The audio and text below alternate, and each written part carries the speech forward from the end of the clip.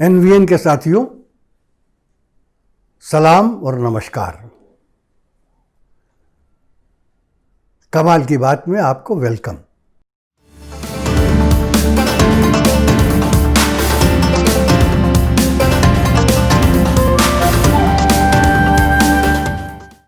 आज आपको कमाल की एक नहीं दो बातें बताते हैं,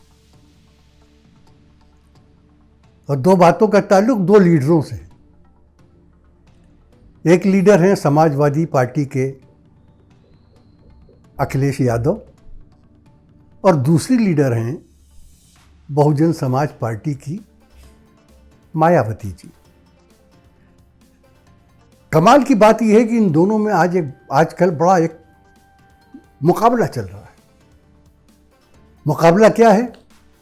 मुकाबला ये है कि अखिलेश यादव कह रहे हैं कि हम उत्तर प्रदेश के हर जिले में परशुराम का स्टैचू बनाएंगे, मूर्ति बनाएंगे।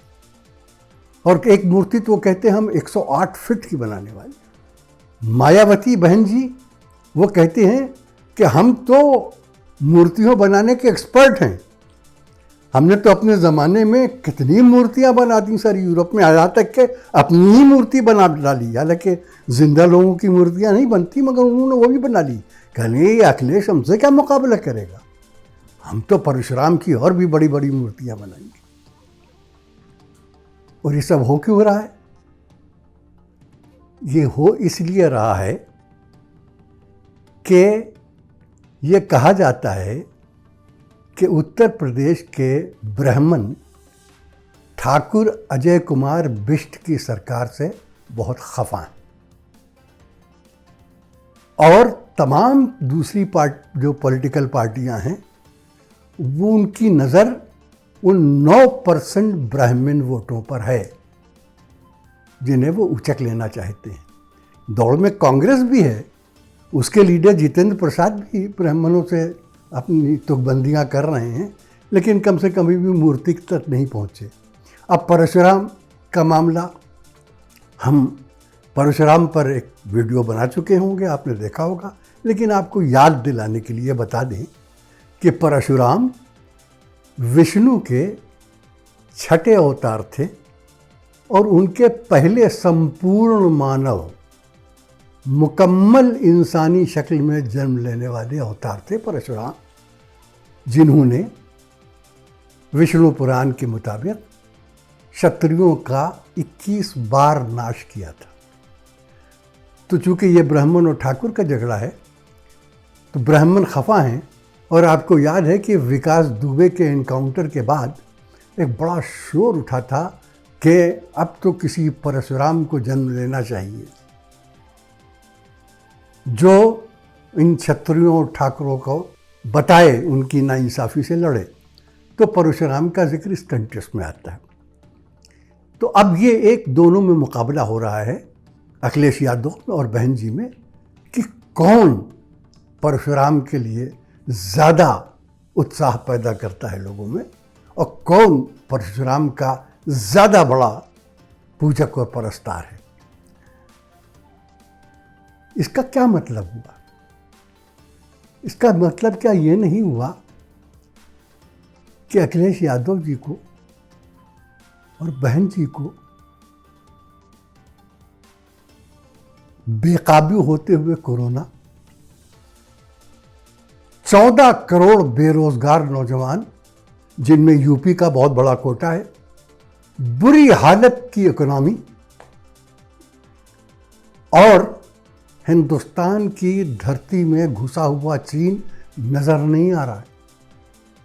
न उनके लिए ये कोई इशू है। उनके लिए इशू 9% ब्राह्मण वोट है।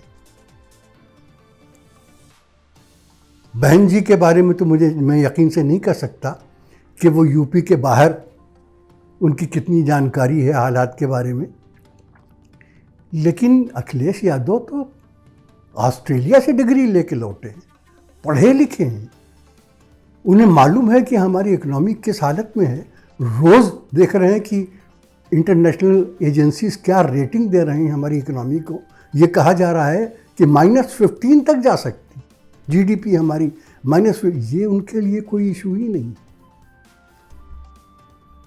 यूपी में जिस तेजी से कोरोना बढ़ रहा है और बढ़ने के साथ साथ उतना हेल्थ सिस्टम बिल्कुल चरमरा के टूट चुका है, ये उनके लिए कोई इशू नहीं। हेल्थ वर्कर्स को, जिसमें यूपी के हेल्थ वर्कर भी शामिल हैं, 2 महीनों से तनख्वाह ही नहीं मिली है, वो सड़क पर निकल आए हैं। अखिलेश यादव और बहन जी के लिए ये कोई मसला ही नहीं, ये कोई इशू नहीं। इसको मैं क्या कहूँ? इसको क्या मैं यूपी की बदनसीबी ना कहूँ कि ये एक ऐसा बदनसीब सूबा है कि जिसके लीडरों को ये भी नहीं मालूम कि उनके लोग किस दुख में मुब्तला है। उनकी 20-22 करोड़ की आबादी किस मुसीबत से गुजर रही है, किस तरह से जीवन गुजार रही है, किस तरह से जिंदा है। उन्हें फिक्र इस बात की है कि हमें जाति के, कास्ट के वोट्स मिल जाएं ताकि हमारे वोट मिलकर और हम पावर हासिल कर लें। बहन जी चूँकि एक मरतबा फल चख भी चुकी हैं इसका, वो ज़माना आपको याद दिला दूँ जब मुलायम सिंह की सरकार से खफा होकर ब्राह्मणों ने यह तय किया था, उस वक्त बीजेपी कोई ख़ास पावर में भी नहीं थी, बहुत ताकतवर भी नहीं थी, तो उस वक्त उन लोगों ने यह फैसला किया था कि वो बहन जी की पार्टी के साथ बीएसपी के साथ जाएंगे।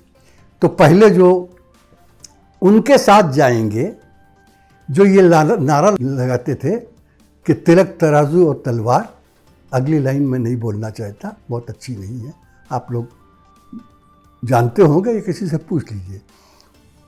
उस पार्टी से ब्राह्मणों ने ये कह के समझौता किया कि हाथी नहीं गणेश है, ब्रह्मा विष्णु महेश है।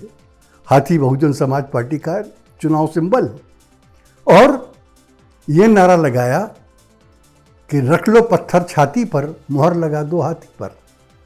तो बहन जी को तो ये याद है कि वो एक मर्तबा ब्राह्मणों का साथ ले चुकी हैं, और अब भी उनके जो राइट हैंड हैं, उनके जो सलाहकार हैं सबसे बड़े, वो सतीश मिश्रा हैं, पंडित जी हैं। तो वो ये समझती हैं कि हम शायद ब्राह्मणों को दोबारा अपनी तरफ खींच लेंगे। अखिलेश यादव के लिए मामला ज़रा मुश्किल है, इसलिए उन्हें वाकई अगर खींचना है ब्राह्मणों को अपनी तरफ, तो 108 फीट की परशुराम की मूर्ति ही लगाना पड़ेगी। लेकिन राम से परशुराम तक की यह सियासत हमारे मसलों को और उलझा रही है, हमारे अवाम को और परेशान कर रही है, उनके दुख दर्द को बढ़ा रही है। बहुत ही नाजुक हालात हैं, बहुत संगीन हालात हैं, बहुत ख़राब हालात हैं, इकोनॉमिकली भी, हेल्थ के उसके भी, एजुकेशन के उस पर भी, रोज़गार के उसमें भी। और उस वक्त अगर लोगों को ये सब जाति की और मज़हब की सियासत नज़र आए, राम मंदिर और परशुराम नज़र आए, तो इसे बदनसीबी के अलावा और क्या कहा जा सकता है। तो दोस्तों, आज के वीडियो में बात यहीं ख़त्म करते हैं। अगले वीडियो में फिर कोई और कमाल की बात लेके आपके सामने आएंगे। और एक बार फिर ये इल्तिजा, ये विनती, ये दरख्वास्त, ये रिक्वेस्ट के YouTube पर हमें सब्सक्राइब करना ना भूलिए। बहुत शुक्रिया।